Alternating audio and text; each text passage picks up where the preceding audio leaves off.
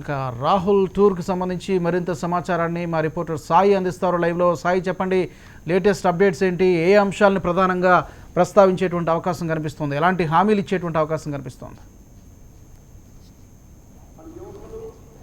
రాజు, మొదటిగా రాహుల్ గాంధీ షెడ్యూల్ విషయానికి వస్తే సరిగ్గా 11 గంటలకు విజయవాడ గన్నవరం ఎయిర్పోర్ట్కి చేరుకోబోతున్నారు రాహుల్ గాంధీ. అక్కడి నుంచి రోడ్డు మార్గం ద్వారా ప్రస్తుతం మనం ఉన్న ఇక్కడ మాకినేని బసవపుణ్య స్టేడియం సింగనగర్లో ఉంది. సింగనగర్ స్టేడియం వద్దకు రాబోతున్నారు. 11 గంటల 30 నిమిషాలకి సభ ప్రారంభం కాబోతోంది. అయితే ఈ సభలో రాహుల్ గాంధీ ఏ అంశాలను తీసుకుంటారు అనే విషయాన్ని చూస్తే ముందుగా ప్రత్యేక హోదా అనేది మొదట వీళ్ళు టార్గెట్ ఇవ్వబట్టున్నారు. ప్రత్యేక హోదాని ఖచ్చితంగా కాంగ్రెస్ పార్టీ ఇచ్చి తీరుతుందనేది కూడా గట్టిగా కాంగ్రెస్ పార్టీ నేతలు చెప్తున్నారు. రాహుల్ గాంధీ మొదటి సంతకం ప్రత్యేక హోదా పైనే ఉంటుందనేది కూడా మొత్తం కాంగ్రెస్ పార్టీ నేతలందరూ కూడా భావిస్తున్నారు. ఇప్పుడు అదే అంశాన్ని ఇప్పటికే అనేకసార్లు ఏపీలో పర్యటించిన రాహుల్ గాంధీ ప్రత్యేక హోదాపైనే ఖచ్చితంగా మేము కట్టుబడి ఉంటాం, మొదటి సంతకం దాని మీదే పెడతామంటున్నారు. కాబట్టి ఎన్నికల సందర్భంగా మరొకసారి అదే విషయాన్ని ప్రస్తావించబోతున్నారు. ప్రస్తుతం మనం స్టేజ్ మీద కూడా చూడొచ్చు. మొత్తం నాయకులందరూ కూడా ఏపీసీసీ చెందిన నాయకులందరూ కూడా స్టేజ్ మీద ఉన్నారు. ఇక స్టేజ్ కింద అంటే డయాస్ బయట చూడొచ్చు. మొత్తం కూడా క్రౌడ్ అంతా కూడా కార్యకర్తలందరూ కూడా పూర్తిగా మొబైలైజ్ చేసేసారు. ఎక్కడికక్కడ మొత్తం డయాస్ అంతా కూడా పూర్తిగా నిండిపోయింది. అలాగే డయాస్ కింద కూడా మొత్తం అంతా కూడా క్రౌడ్ అంతా కూడా నిండిపోయి ఉన్న పరిస్థితి. మొత్తం కూడా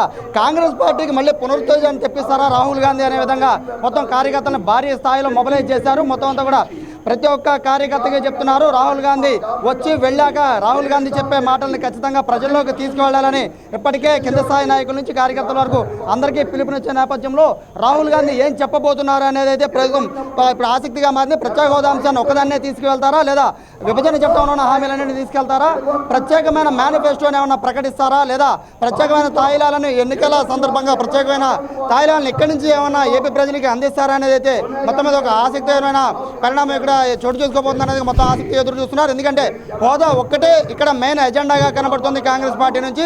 హోదాతో పాటు విభజన చట్టం హామీలు, అలాగే ఏదైతే పెండింగ్లో పెట్టిన పనులన్నింటినీ కూడా బీజేపీ పెండింగ్లో పెట్టిన పనులన్నింటినీ కూడా ఖచ్చితంగా నెరవేరుస్తామనే విధంగా రాహుల్ గాంధీ ఇదే స్టేజ్ మీద నుంచి చెప్పబోతున్నారనేది కూడా కాంగ్రెస్ పార్టీ నేతలు సంకేతాలు వస్తున్న నేపథ్యంలో రాహుల్ గాంధీ పర్యటన కూడా పూర్తిగా ఆసక్తికరంగా మారుతుంది.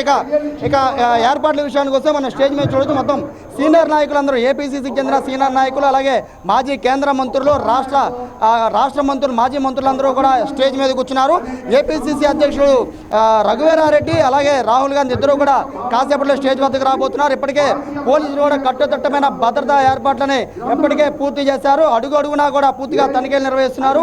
రాహుల్ గాంధీ రాక నేపథ్యంలో అయితే పూర్తిగా సింగనగర్ స్టేడియం అంతా కూడా పోలీసుల గుప్పెట్లోకి వెళ్ళిపోయింది. ప్రతి ఒక్కటి కూడా క్షుణ్ణంగా తనిఖీ చేస్తున్న పరిస్థితి. ఒకవైపు వీఐపీల తాకిడి కూడా ఎక్కువ ఉండడంతో మొత్తం అంతా కూడా ఆ క్రౌడ్కి సంబంధించి ఏర్పాట్లన్నీ కూడా కింద స్థాయి నాయకులు చూసుకుంటే, అయితే వీఐపీలకు సంబంధించిన మొత్తం వచ్చేవారందరినీ కూడా ఏపీసీసీ చెందిన నేతలందరూ చూసుకున్నారు. సరిగ్గా 11 గంటల 30 నిమిషాలకు రాహుల్ గాంధీ ఇదే స్టేజ్ మీద నుంచి ప్రసంగించబోతున్నారు. 11:30 నుంచి 12 గంటల మధ్యలో ప్రసంగించబోతారు. 12 గంటల తర్వాత ఎంపీ ఎమ్మెల్యే అభ్యర్థుల్ని ఇక్కడ పోటీ చేసే వారిని ఆయన ప్రజలకు పరిచయం చేస్తారు. అనంతరం ఇక్కడ నుంచి నేరుగా మళ్ళీ ఎయిర్పోర్ట్కి వెళ్తారు. ఎయిర్పోర్ట్ నుంచి కర్ణాటక వెళ్లే అవకాశం ఉంది. కర్ణాటక తర్వాత మళ్ళీ కళ్యాణదుర్గం, రఘువీరారెడ్డి పోటీ చేస్తున్న కళ్యాణదుర్గానికి రాహుల్ గాంధీ వెళ్ళి అక్కడ కూడా సభ నిర్వహించే అవకాశం అయితే కనబడుతుంది. మొత్తం మీద రాహుల్ గాంధీ రాక నేపథ్యంలో కాంగ్రెస్ లో కొత్త జోష్ ఖచ్చితంగా వస్తుందని, 170 స్థానాల్లో కనీసం 170 కాకపోయినా ఖచ్చితంగా అధికారం వచ్చే విధంగా మేము పోరాడతామనేది కూడా కాంగ్రెస్ పార్టీ నేతలు చెప్తున్నారు. ఇక్కడ రాజు సాయి, గతంలో మనం చూసుకుంటే కనుక 2014 ఎన్నికల తర్వాత ఆల్మోస్ట్ కొలాప్స్ అయిపోయినటువంటి పరిస్థితి,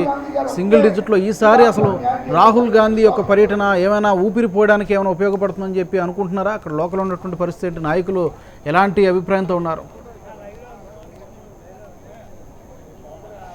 లోకల్గా ఉన్న నాయకులు అయితే 2014లో ఉన్న అప్పుడున్న పరిస్థితులు వేరు, ఇప్పుడున్న పరిస్థితులు వేరు. కాంగ్రెస్ పార్టీ కొంచెం బలం పెరిగిందని చెప్తున్నారు.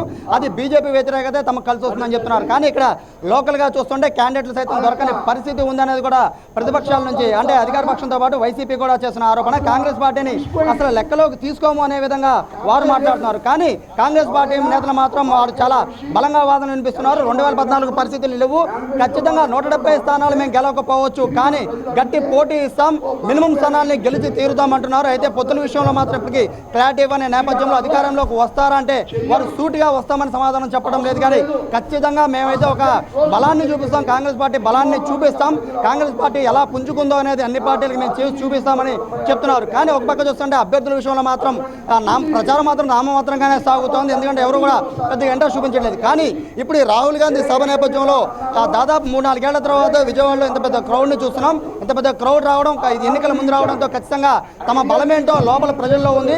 ఆ ప్రజలు కూడా ఎన్నికల్లో కాంగ్రెస్ పార్టీ అర్థం గుర్తుకి ఓటేసి తమ బలాన్ని చూపించబోతున్నారు.